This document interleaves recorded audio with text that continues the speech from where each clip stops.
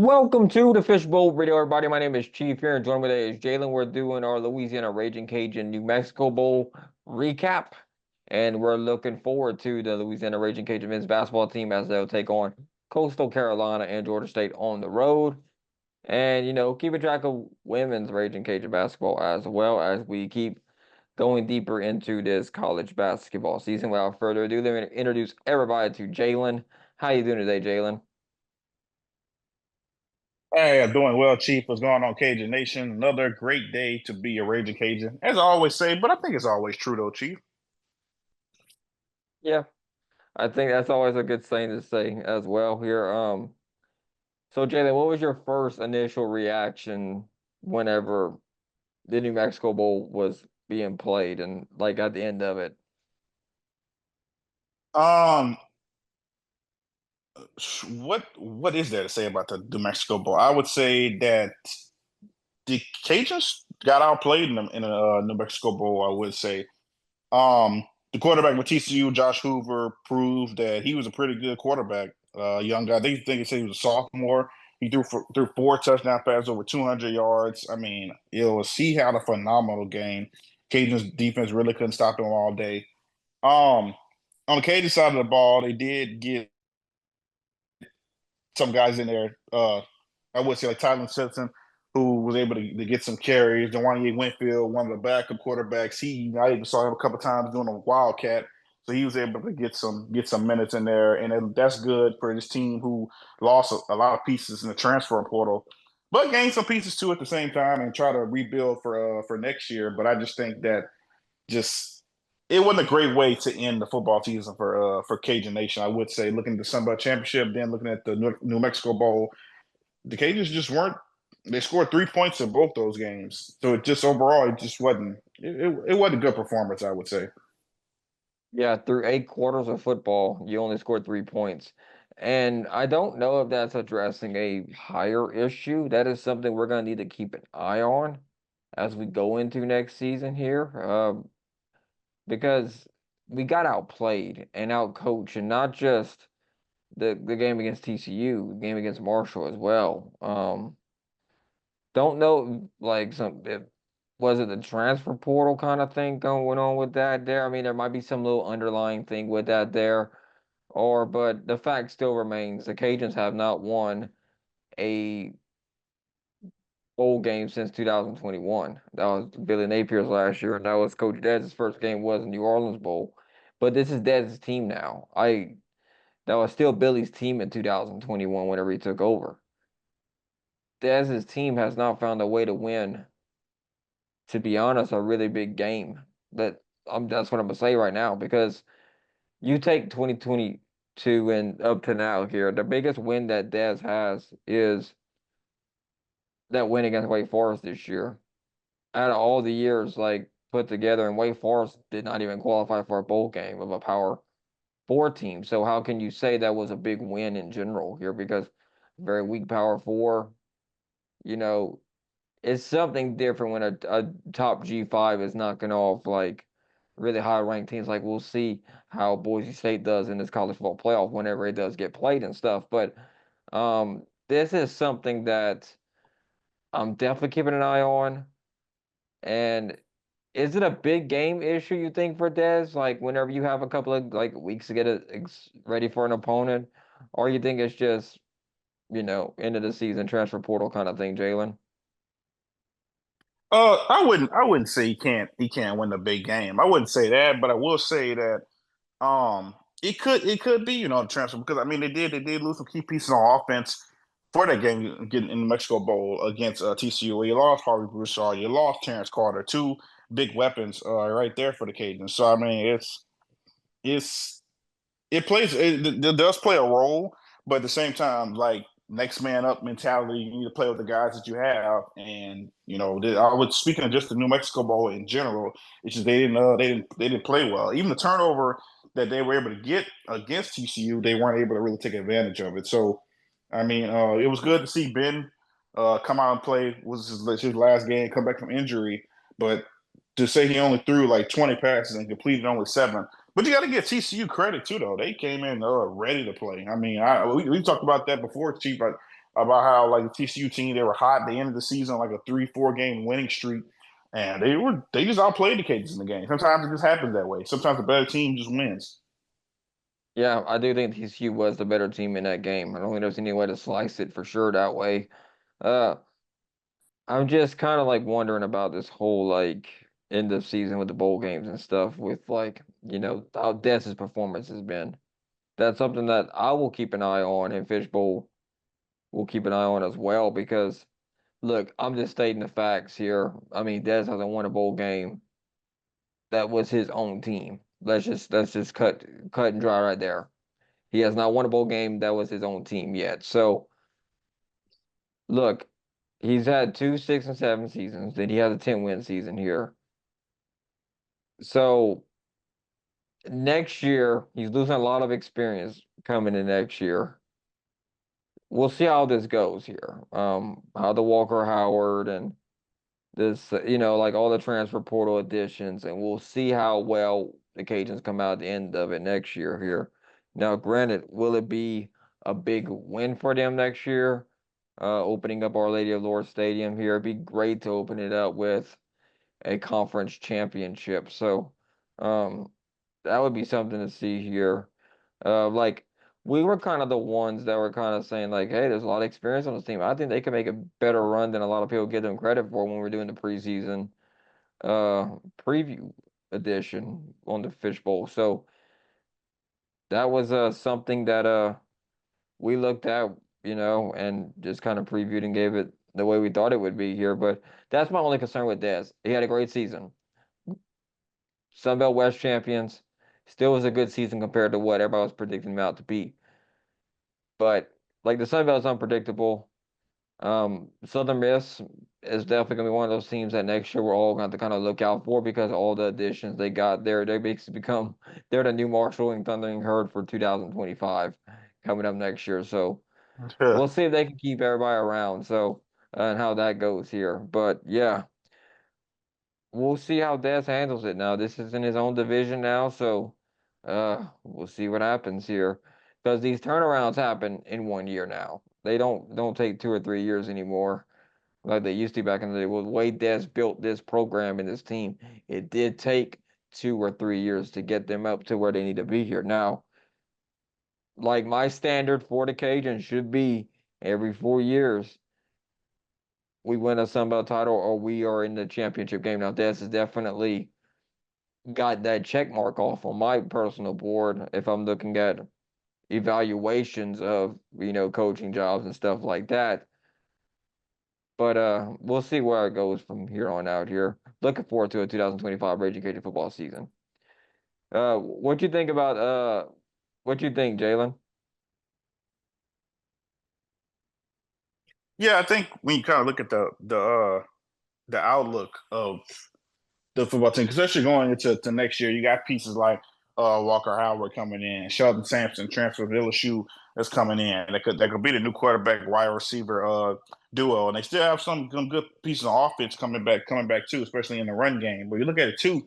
I'll look at it more the defensive side of the ball, where they're really losing a lot of pieces, especially a leader like Casey Osai. So I think when you look at pieces like that on the defensive side of the ball, are you able to combat that and still play well on offense? So, like you said, it's a wait and see thing. Dez definitely exceeded expectations for 2 years. Like I said, under 500 record, lost two bowl games. They come to this year, they made it to the Sun Belt Championship, even though they lost it, but they still made it to the Sun Belt Championship game. They met expectations, especially with the deep senior class they had. And hey, they got selected for a bowl game. They didn't win the bowl game, but I think next year the expectations have to be they have to get back to the Sun Belt Championship game because not only do they want you to get there, you need to win it. So and it's going to be his fourth year with the team. So the more years you have with a team, the more high expectations there's going to be. So um, it's going to be an interesting football season next year, I will say, especially with the new pieces coming in. And yeah, honestly, Chief, we just have to wait and see. There's the good coach, but at the same time, he's getting the talent. Like you say, he did something that he hasn't done in the past. He's really been at that looking at that transfer portal, getting pieces in. So I think that there's a change of the helm, and he knows that hey, if I want to keep being the coach of this team and we want to keep winning, I got to do anything it takes to do that. And I think he's doing a great job of that. Yeah, I think we're in for a good year next year. I think there's gonna be a lot of good pieces there. Uh, just got to rebuild that offensive line too. That's something that we're gonna have to look at whenever we get down into the 2025 season here. Hey, they might be recruiting some guys here. We'll look at some targets and stuff and see how that's going on and update y'all on the Fishbowl Sports Radio. So anyway, let's shift over gears now to Louisiana Ragin Cajun men's basketball here. Two conference games going up this week here on Thursday, January 2nd. You got Coastal Carolina. Cajuns going to be on the road there and at Georgia State here on the road as well. Now, I know it's kind of early to talk about RPI and stuff, but Cajuns are at 295. They're coming off a loss against McNeese, which, good little break for the Cajuns. Good reset game for them for to take on this 2-game road trip here. Then they got, Old Dominion at the Cajun home for the conference, for another conference game there. So, Jalen, let's see. I know against McNeese, kind of like the first game after the Bob Marlin era ended in Lafayette there. But the last 3 games, Cajuns have shot 26, 41, then a 40% from the floor. What can be done to salvage this season, Jalen? Like I know conference play, you're 1-0. Sunbelt isn't really known for their basketball too much here. It's more of a baseball conference, honestly. But like conference play is a whole new season, in my opinion. What you thinking, Jalen? Yeah, it opens the door for any team to come and not only make a comeback, but can possibly win the regular season and most importantly win the tournament to get into the big dance. And so far, I mean, the Cajuns are what 1-0 because they defeated App State. I mean, yeah, they did Mm-hmm. lose to a McNeese team, but later McNeese is technically not in the Sun Belt, so they're still in great shape. Do we still want them to win games? Absolutely. But when it comes to this part of the season, when you're about to hit January to hit the new year, and when March comes around, when it's like, all right, who's gonna make this tournament? You need to win these Sun Belt games against teams, starting off against teams like App State that they beat. Like you said, they got Coastal coming up, Georgia State. Win these games and get them some momentum. But when it comes to the Sun Belt, it's different because you can win the regular season every year, but when it comes to making the big dance, you got to win the NCAA. You got to win that Sun Belt tournament. So if you have momentum going into the tournament, any team can get hot and you could beat any team. And I think the Cajuns can do that. All right, let me ask you this here real quick here. I'm gonna pull up this statement here. Bob Marlin didn't post any like thing on Raging Cajun social media or anything. He let uh he posted a goodbye message here. I don't know if you read it, Jalen. I'll read it here on the Fishbowl, just so people can kind of hear it here, just to kind of see like it's on our Twitter and our Facebook pages, and there was a clear name that was not included in there, and I thought it was interesting here. So let's pull it up here and see what they have to say here. So here's what Bob Marlin had to say. I want to see if this. So this is what Bob Marlin had to say. In a spirit of gratitude and thanks, over the last few days of reflection and the outpouring of love and support from family and friends near and far, and have given me a spirit of gratitude. Thank you to the many loyal fans who have supported our program throughout the years. Your words of support and encouragement are appreciated more than you know. Thank you to the generous alumni, RCAF, and friends who have provided financial support. A group that is dear to my heart is the Shipley Boys. The standard set by Coach Bro Shipley is unparalleled and gave us a tradition of winning. Thank you to the directors of athletics, David Walker and Scott Fulmer, for their belief in me. And special thanks to President Dr. T. Savoy and wife Gail for their support and friendship. A special thank you to all the coaches, trainers, and support staff, namely Neil Harden and BJ Duplantis, who have worked with me during my tenure at UL. Your countless hours on and off the court to help players be the best student athletes and young men have been crucial to our success. We had a real family atmosphere within our program, and I thank you from the bottom of my heart for your loyalty, commitment, and friendship. To the players, past and present, I would like to especially thank you for your hard work and dedication to the Raging Cajuns program. You always represented the university with character in class. You won multiple championships and achieved high graduation rates. Serving you, teaching life lessons, and watching you grow has always been the best part of my job. An enormous gratitude and thanks go out to another part of our team. The Rebounders Club and President Karen Hayes have dedicated voluntarily countless hours to help give so many student athletes the opportunity to become their best. Members who have donated time and finances with the changes through the years are very much appreciated. Your love for basketball and the players is top notch. I am blessed to have a great family beside me. You have always been there every step of the way, and for your sacrifices, I am grateful. The last 14 years, my wife Jennifer and I have made lifelong friendships and have called this beautiful city of Lafayette our home. What a city it is. The people of Acadiana, passion, food, culture, and university will always be special to our hearts. We have so many wonderful memories we will take with us. As I exit this program, I have a sense of pride in knowing it is in better shape than when I arrived. Go Cajuns, Bob Marlin. There's one name that was obviously missing in this whole entire discussion here, and you know exactly what I'm talking about here. Hmm. What you think, Jalen? Man, Chief, you might as well let the people know. Dr. Brian Maggard was not Is included. the athletic director. Um, so any thoughts on that, Jalen? Um, and to answer your question previously, Chief, I did read it, and when I saw I'm sorry, the director of athletics. I'm sorry, Dr. Baggett. Um, yeah, to hear that his name wasn't mentioned. President Savar was mentioned. A few other names like you talked about, and then you see the pictures on there. That audience you could see on it where he had Alfred Payton on there. I seen Bryce Washington on there with Coach.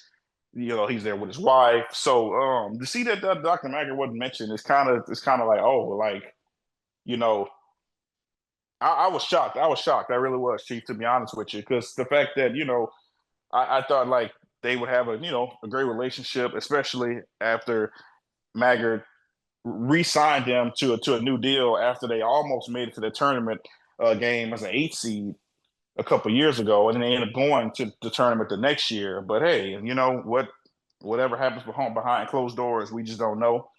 Um, but hey, there was a reason why he didn't put them on there. Yeah, like I don't like just reading that here. Like I think so he mentioned other ADs that were before uh Dr. Maggard was there. Scott Farmer being one of them that he mentioned. So whenever you start, like it was clear what the intention was. He wanted to be known like, hey, me and Dr. Maggard probably are not on the best of terms right now, from what I'm gathering from that goodbye message here. They probably wasn't on good terms since he, took over or whatever. Something happened. Like I remember a couple of years ago, like you were mentioning it there on the Fishbowl Radio, we were wondering if this was a hot seat moment for Bob Marlin, Coach Marlin. But whenever he was going through that tournament, because I said on the Fishbowl that I felt like he needed to make the conference championship game to save his job, and he did that that year. And you see, in that situation, probably something happened behind closed doors. Like stuff like that just doesn't happen until like this was obviously behind the scenes for multiple years. I don't think the press conference thing had anything to do with it. Usually if you got a problem with somebody, it kind of builds up over time, right? Until it just like, okay, here's the here's the lid and it just bubbles and busts all the steam and everything else comes out of it. So they probably didn't have the best relationship to begin with anyway. Um, that's my take on it. That's what I see. I mean, usually if someone gave me an extension and I just didn't happen to make it out, I'd probably be like, you know what, look, the performance of the team, this wasn't up to par this year, and they felt like a change to be made. that's fine and dandy, but you know what, like at least give them like the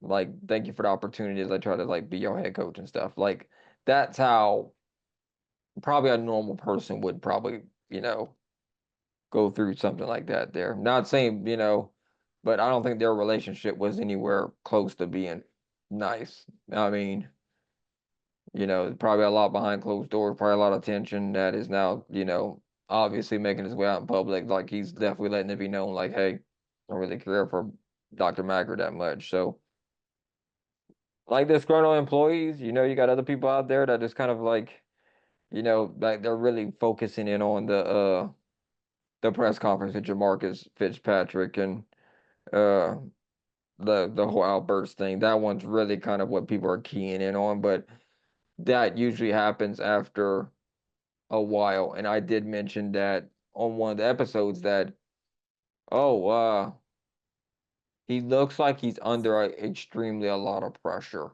whenever that happens. Because a person doesn't have a normal outburst like that unless that's been building for a while. That wasn't just something for a poor season start like there. Because how many games was that when that happened? That was right after the App State game, right? Or before App State? I think that was before App State. Yeah, I remember Because at before App that point, State. yeah, that would have been one, two. You would have had, let's see, take away a win. You would have been at 1-9 at that point, I think. Or yeah, 1-9 at that point in the season. That's 10. At that point, you wouldn't be under that much pressure for a season. Granted, it's not going good, but you still had a lot of games like and conference play didn't even start yet by that point there. So, and I think the players played a little bit harder on the App State game because they might have probably known that it was like, App State, like it was like going to be his last game. So, look, that's what happens. That's just the way it goes. But yeah, they probably didn't have the best relationship, probably going for a couple of years, and it just finally hit. Lid came off the top, and they just went after each other or whatever. Uh, because how Marlon was very like whenever he was Dr. Maggart was no, not Marlon. Dr. Maggart was very careful in how he worded certain things. He was definitely tiptoeing around some of those questions. Body language tells a lot there in that. If you go rewatch that departure address, just watch the body language, you'll see what I'm talking about because he was very like his normal way of speaking compared to that one, he was definitely more reserved and very more cautious about what words he picked. That's something that you can just read off of people and see how it goes there. So yeah. So but getting back to the task at hand here, uh like I think I picked these two games before. Yeah, last episode I did. Um I said they would split them. Jalen, what you think about these two games here? So that's a good question. So for the Coastal Carolina game, I think they're going to. Well, I hate to say this Cajun Nation, but I think they're going to lose this one against Coastal, but against Georgia, the next one against Georgia State, I think they're going to win that one. I can see this team going like they could very well. They're going to show me something. Like I think this is like they did win against App State. App State currently right now has an RPI of 229, which is better than both these teams. Their Coastal's at 303, Georgia State's at 297 with the Warren Nolan live updates that we get here. But so the Cajuns could very well win both these games here. They have the ability to win, both these games. So we'll see what happens here as we continue down this road here. Um, I think the Cajuns could very well sweep these two, just based on how the RPI is looking and stuff for both these teams. And like this is a very good. But I'm thinking a sweep's more like I think they'll be 2-1 heading into Old Dominion. So with that, there we'll just kind of keep track of it here. With the percentage and shooting and stuff like that, Cajuns are shooting 40% from the floor, 33% from 3-point land when they played McNeese. They're hovering around a 30% from beyond the arc last three games, 28.6 against Lamar, 37.5% against App State, 33.3 against McNeese. So the free throws were really the big difference in that McNeese game. The Cajuns don't get to the free throw line as much as the other teams do. Like App State got there 29. They had 29 attempts. Cajuns had 17. McNeese had 17. Cajuns had 6. That right there will lose you a game every time. The inability to get to the free throw line. So we'll see how it goes here. So, switching gears here, let's talk about Louisiana Ragin Cajun women's basketball here. Now, a lot better shape than the men counterparts. They're at 115 live RPI update, which is pretty high for the Ragin Cajun women's basketball usually here. So, usually they're kind of like not really doing so hot here.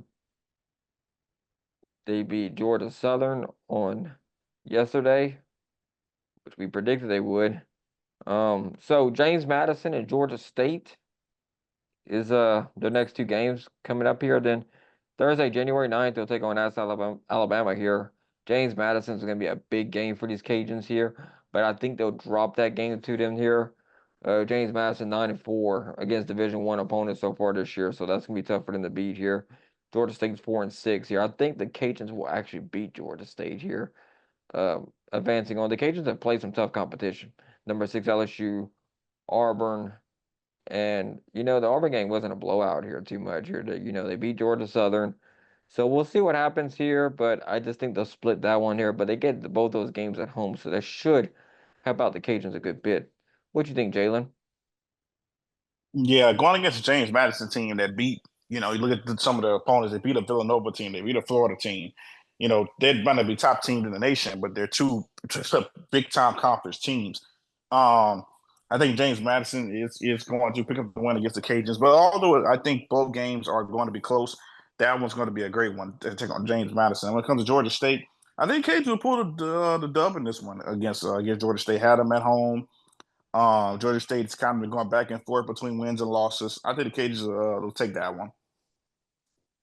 Yeah, so if the Cajuns win against James Madison, Jalen, how do you think that's going to set them up in conference play? Like, is this like the biggest conference game of the year for them? In my opinion, I think it might actually be, besides the Texas State game later on this year, the two games they Oh, I got. absolutely, yeah, I absolutely agree with that. They beat this James Madison team, who is right there, one of the top teams. Is going to be one of the top teams in the Sun Belt, but also the nation. But you also got to look at that Coastal Carolina team also, who's lost I think one game all year when I was looking at it.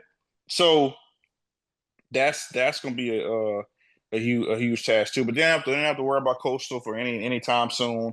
They're not on the schedule until what is it until February. So hey, you got plenty of time to prepare. But right now they need to look at this James Madison team who's right up there and say, hey, we need to beat them. We can beat them. We can beat any team in the Sun Belt.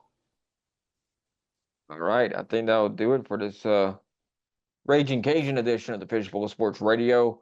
Thank you for tuning in here to the Fishbowl Radio. Hope y'all check us out on our social media channels that we have: Facebook, X, Instagram, TikTok, and YouTube. Thank y'all for tuning in here. Hope you have a great and wonderful day, and also check us out on Spotify. Hope you have a great day, and we'll see you here next time on the Fishbowl Sports Radio. Have a good night, Fishbowl Nation.